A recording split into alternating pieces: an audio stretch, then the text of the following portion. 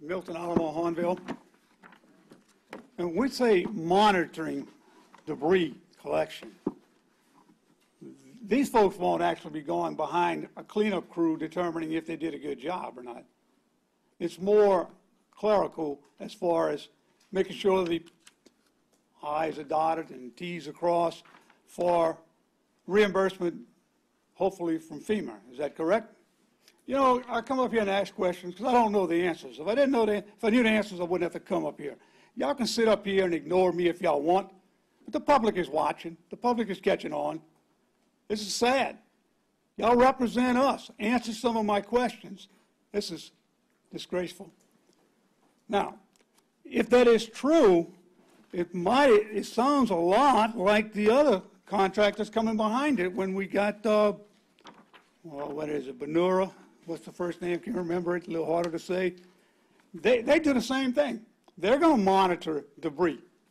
They have the capability of doing anything that this contractor is going to do. We already have an established contract with them.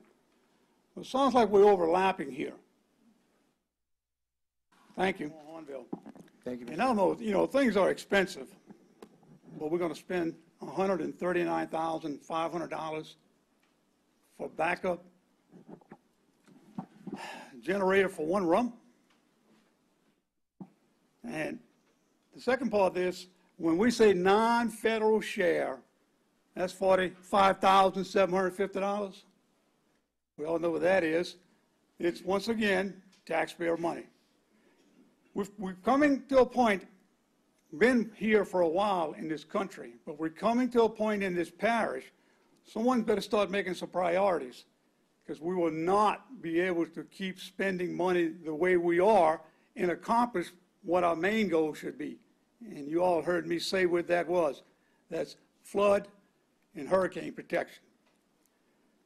And you look at this and you say, okay, great, you know, the federal government or someone else is going to pay 75% of it. Federal government or someone else, they don't have any money till they first take it from the taxpayers. And we wonder why we don't have funding for the elderly, the sick, the handicapped, to provide them with the health care they need. And Mr. Cochran, I thank you for answering my question. That's all I need to know. Thank you. Thank you, Mr. Milton, Alamo, Hornville. This is a lease for a boat launch facility, including 33 acres. Do we have 33-acre boat launches anywhere else in this parish? And the total amount of money, guys, $4,500 a month. For 30 years, it comes up to about right under $2 million with the built-in price increases. Once again, another $2 million over the next 30 years that will not be put on our levees and our drainage infrastructure. If this is the lease for the property, we still got to build the boat launch. We still got to maintain the boat launch. And as of right now, I know there's another part of this coming with it soon, but as of right now, we're going to lease property from a gentleman that, if you look at the drawings in your book, he doesn't even have access to his property unless he uses someone else's servitude. That's what it seems to be. I don't think this is the way we ought to be going. I don't think we ought to be spending $2 million on a boat launch when we have more pressing issues. It's just, and I'll be perfectly honest with you, of the 53,000 people in St. Charles Parish, I'm one of those 45,000 that don't own a boat. I'm also one of 45,000 plus, or maybe less, maybe I should say less, that don't even fish. So for me to be the authority on how bad we need a boat launch, I would not be your person. But if you ask me, again, and I keep telling you the three most important things in St. Charles Parish today, and one of them is drainage, flood protection. Think about what's going on in Houston, guys. That could happen here.